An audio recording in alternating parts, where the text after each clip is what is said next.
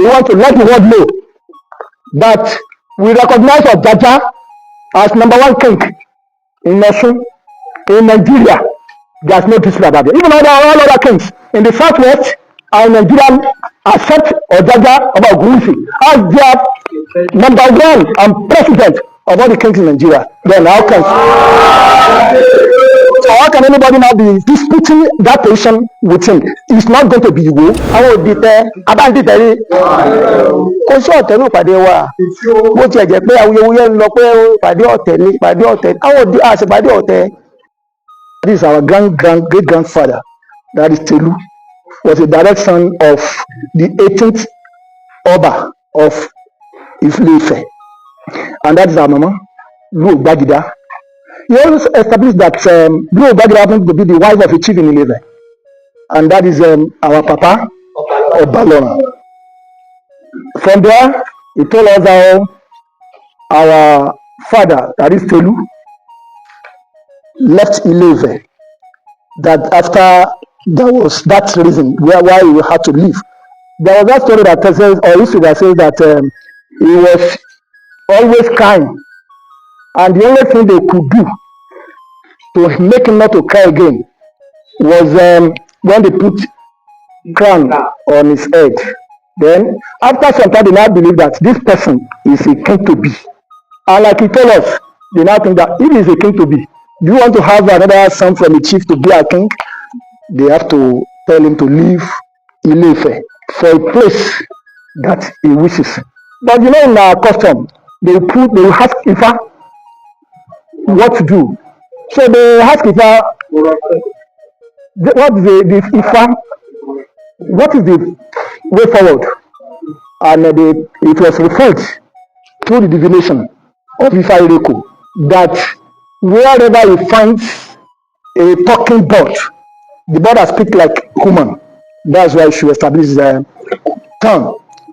And like I said, the first place of call was Obigbe Baro, where they settled near Rifadia. We have been there during the ceremony of 100-year remembrance of our grandfather, Oba Mohammed Ayinla Lamoye.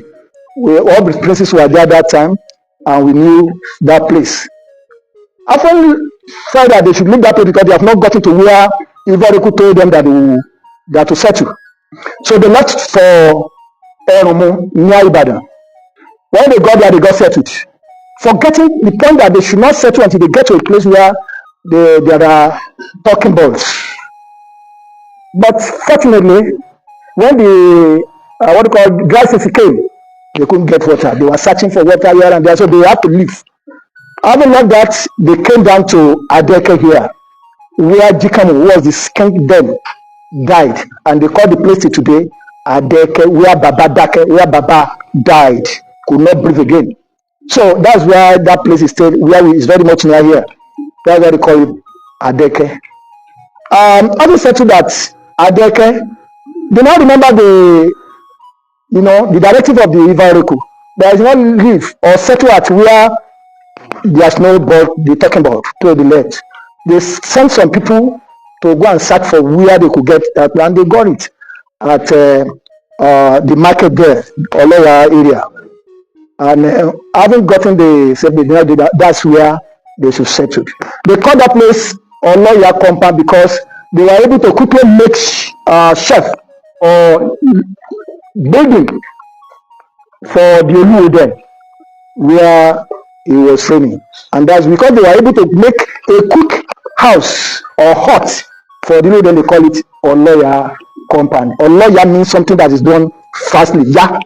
So we thank God that today we are where God has destined us to be, and nothing can shift our base for us.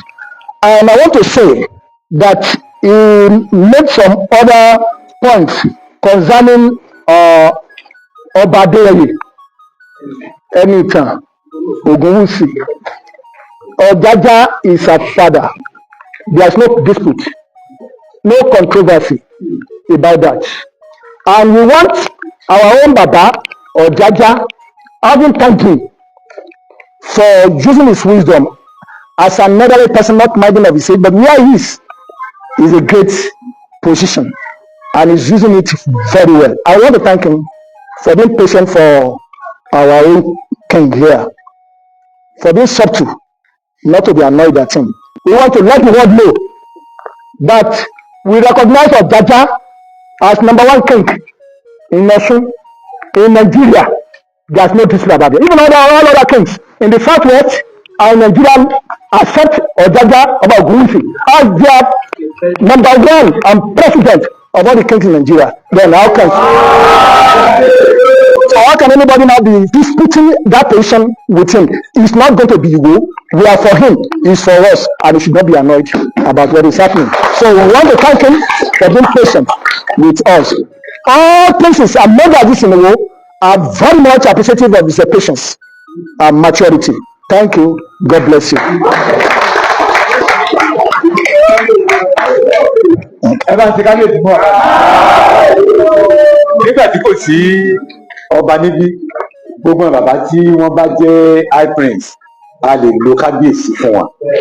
Bàbá ọlọ́jẹ̀ láti bẹ̀ ọ́. Ohun bàbá mi tí ẹ̀gbọ́n látòní ní èdè fífìfìfì. Àwọn náà ni bàbá mi high prince Dr. Emmanuel Ọlálékan Lámúyè tí gbogbo ilé mọ̀ sí Kàsálí. Bàbá ọlọ́jẹ̀ láti bẹ̀ ọ́.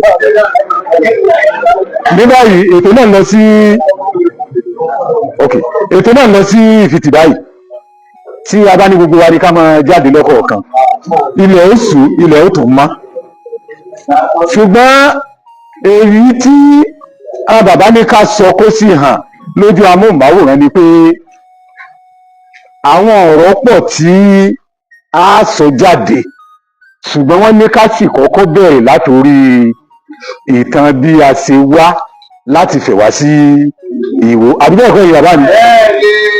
Wọ́n ní tó bá tún yá, wọ́n ní gbogbo ìgbóhùnsáfẹ́fẹ́ wọ́n tún máa gbóhùn wa lórí gbogbo tí ó ti ṣẹlẹ̀ àti tí tó ń lọ. Ní báyìí, alága ọ̀dọ́ fún ọlọ́mọba nílẹ̀ Ìwó àtàgbègbè ẹ̀ tí ọ̀tẹ̀ tí ọ̀wọ́ tí ò sì rújú, wọ́n wà á kí wa, wọ́n ó sì dúpẹ́ lọ́wọ́ ọgbọ́n mọ́gàjì torí kankan làwọn náà.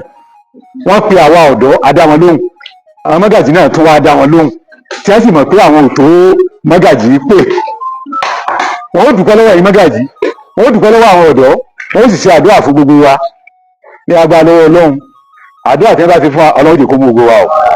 Àwọn náà ni ọmọọba Prince Akeem Arolu Tade ṣe ẹ̀ bá fún wọn ní àtẹ́wọ́ ni. Bàbá tí wọ́n ló pò ń bẹ̀ tí bàbá wa Adéwálé Àkànjí fi gun orí oyè. Bàbá ìtẹ̀síwájú wo lágbà ọmọọba ìtẹ̀síwájú wo lágbà ọmọọba ìtẹ̀síwájú wo lágbà. Mo kí gbogbo àwọn ọmọọba lè wo àkú ìpàdé àkú ìjókòó látàárọ̀. Ọlọ́run lójú òní ló pẹ̀lú wa. Ọlọ́run jẹ́ ká jẹjà ọjọ́ òní jẹ wá. Mo kí wa àkú ìyànjú àkú àtọ̀jú. Ọlọ́run jẹ́ ká láṣepẹ́. Ìpàdé tá à ń ṣe ìjókòó wa àwọn òdìtẹ̀ abáǹdìtẹ̀ ni kò sí ọ̀tẹ̀ ní ìpàdé wa. Bó tiẹ̀ jẹ́ pé awuyewuye ń lọ pé ìpàdé ọ̀tẹ̀ ni ìpàdé ọ̀tẹ̀ àwọn àṣìpàdé ọ̀tẹ̀. À ń fẹ́ kílùwọ̀ ga kílùwọ̀ dáa ni bí ó ṣe dáa là ń sọ. Ẹ̀yin náà wà tó jókòó bí baálé ní gbogbo wa àwọn mágàjì bàbá wọn ń fààyè lẹ̀ láti ṣèpàdé kílù ọmọ dáa o. Ilẹ̀ wo ò ní bàjẹ́ o, kò ní dàrú. Mo kí o gba àwọn ẹlẹgbẹ́ mi apá àtòlú ọlọ́yẹ̀kẹ́ láṣepẹ́ o ọlọ́dún òtí. Mo kí ọ̀gá mi Ọ̀ṣunwò mo kí gan ẹkú iṣẹ́ ọlọ́yẹ̀kẹ́ láṣepẹ́. Mo kí gan ni mo kí o gba bàbá mo kí ẹ láṣepẹ́ o mo kí a gan. Mo kí gómìnà wa lọ́sùn state mo kí wọn kú iṣẹ́ lóògùn Ọ̀ṣun ní dàrú. Ọlọ́run bá wọn tó lóògùn Ọlọ́run. A rí gbogbo tí wọ́n ṣe lọ́tún lósì Ọlọ́run ìfá rẹ̀ mú wọn ọlọ́ba ní dúró tì wọ́n pàtó ọlọ́ba wọn sí lóògùn Ọlọ́run. Gbogbo tí ń dàrú lọ́sùn ọlọ́wọ́ tó ilẹ̀ wo ló dàrú gbogbo tí ń ṣẹlẹ̀ ẹ̀wò náà ọjọ́ nǹkan ńlá ọlọ́ba ní sí lóògùn Ọlọ́run. Àbẹ̀ Ọlọ́run bí tí ń dàrú kọ́ba ní tó torí ilẹ̀ wo abẹ́ gọ́fúnà ilẹ̀ wo náà kọ́ba ní dá sí o. Àwọn ìwọ̀n kan bẹ tí wọ́n bá ní dá sí ṣùgbọ́n gbà tá àti ìsọ fún wa wọn ò tí ì mọ̀ ṣùgbọ́n wọ́n mọ̀ kọ́nu kọ́ sàánú fún wa.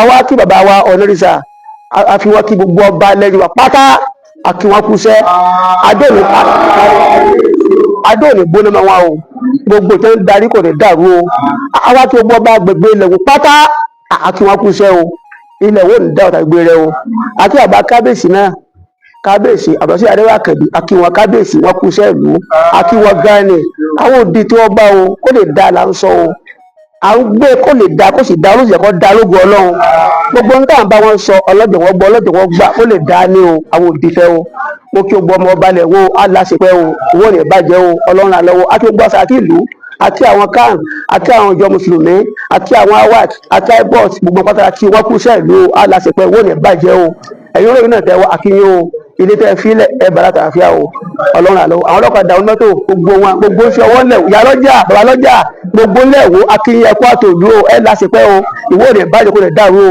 àṣẹ o gbogbo ẹ mágàjì mo kí yẹn ṣe o ẹ bàbá wa mo kí yẹn ṣe o gbogbo ló bá lẹ̀wọ́ mo kí yẹn ṣe o ọlọ́run ṣe láṣẹ mọ́lógún ọlọ́run àbí àwọn gbà mo kí yẹn ṣe o. ẹ bá ní fún alága wa ní àtẹ̀wọ́. Adá ọpẹ́ fún Ọlọ́run ẹjá dúpẹ́ wa ládé ní èdè ọpẹ́ wa ni pé a mú ọjọ́ òní fún ètò ààtò ìlú Ìwó Ọlọ́run sì mú ọjọ́ náà ó mú bá wa ààrí kú ọ̀dọ́ ààrí tàgbà ààrí tọmọdé ààrí tàràlù Ọlọ́run dákọjọ máa bá ní sí o wọ́n jẹ́ lúwọ̀ dàrú o a ṣe àdúrà fún gbogbo ọmọ bàbá mọ́gàjì wa nílẹ̀ Ìwó Ọlọ́run jẹ́ kẹ́ ní àtúbọ̀tán rẹ o ọ̀rọ̀ yóò ní dojúrú o ẹ jẹun gbogbo wa lápapọ̀ o wọ́n á fi ọ̀rọ̀ mọ́gàjì mo fi kí ayé bàbá wa alága àgbà fún gbogbo ọlọ́mọ bá lẹ́wọ̀ ọlọ́yẹ̀ ká túbọ̀ tán tí náà dá o kò lẹ́yìn ọlọ́jọ́ ìjárọ̀ o àwọn á fi bàbá alága kí gbogbo ìjọ ọlọ́mọ bá pátá nílẹ̀ Ìwó ìjọmọdé ni ìjàgbá ni ìjọkùnrin ni ìjọbìnrin ni ọlọ́jọ́ ìwà náà láti pẹ́ o ìlú wo ni dàrú mọ́ wa lórí o ìlú wo ni dàrú mọ́ wa lórí o àṣàdúrà fún bàbá wa Ọọni Ifẹ gẹ́gẹ́ bí ẹni sí látàárọ̀ ọlọ́jọ́ gbajúmọ̀ yìí sílẹ̀ bàbá Olúwo lẹ̀ wò náà ọlọ́run dákun bá wa fún wọn ní sùúrù sí i wọ́n jẹ́ kí ìlú wọ̀ dàrú o gbogbo àwọn ọba lọ́ba lábẹ́ wọn baálẹ̀ akíwọ́ wọn kú àfaradà wọn kú àfiaradà ọlọ́run àti wọn pẹ̀lẹ́pẹ̀lẹ́ kò ní dáhà náà láàmú o àtàjọ wọn lábẹ́ wọn náà ọlọ́run ó ti adarí o làhálà wọlá sọ́ọ́lù wọn náà lọ bí ìlú kan.